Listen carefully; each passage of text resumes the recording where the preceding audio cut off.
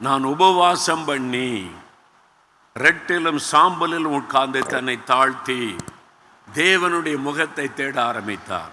உபவாசம் பண்ணி வயதான காலத்தில் அவர் உபவாசம் பண்ணுகிறார். தன்னுடைய வயசான காலத்தில் தானியேல் உபவாசம் பண்ணி ஜெபம் பண்ணுகிறார். உபவாசம் பண்ணி நீங்கள் ஜெபிக்கிறீங்களா? எந்த நாள் உபவாச நாள்? உங்களுக்கு என்ன உபவாச நாள் இருக்கிறதா? சபையில் உபவாச ஜெபம் வைப்பாங்க. அந்த நாளில் சாப்பிட்டுட்டு போய் உபவாச ஜெபம் பண்ணுற விசுவாசிகள் நிறைய பேர். உபவாச ஜெபம்னா கூட சாப்பிட்டுட்டு உபவாசத்துக்கு போகிற விசுவாசிகள் நிறைய பேர். ஒரு காலத்தில் உபவாச ஜெபம்னா தண்ணி கூட குடிக்க மாட்டாங்க. அப்படி உபவாசத்துக்கு சர்ச்சுக்கு வருவாங்க. இன்றைக்கி சாப்பிட்டுட்டு உபவாசத்துக்கு போகிறேன்னு வரக்கூடிய விசுவாசிகள். உங்கள் இருதயத்தில் கை வச்சு நீங்களே ஆண்டவர்கிட்ட சொல்லி பாருங்கள், உங்களுடைய உபவாசம் எப்படி இருக்குது? எத்தனை நாள் உபவாசிக்கிறீங்க?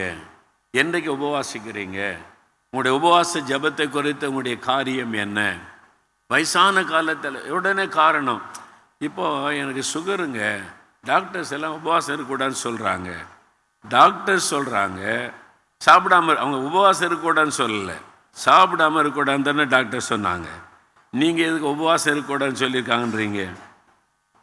அதுவே தப்பு தானே. சாப்பிடாமல் இருக்கிறது வேறு, உபவாசம் என்பது வேறு. சாப்பிடாமல் இருக்கிறது பட்டினி, ஏதோ கவலை, துக்கம், கஷ்டம், சாப்பாடு வேண்டாம் அப்படின்னு சொல்ல செய்யாதங்க, வியாதி பெறுகிறோம்.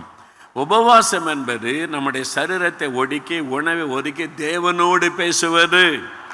அது வியாதியை கொண்டு வராது, வியாதியை குணமாக்கிவிடும்.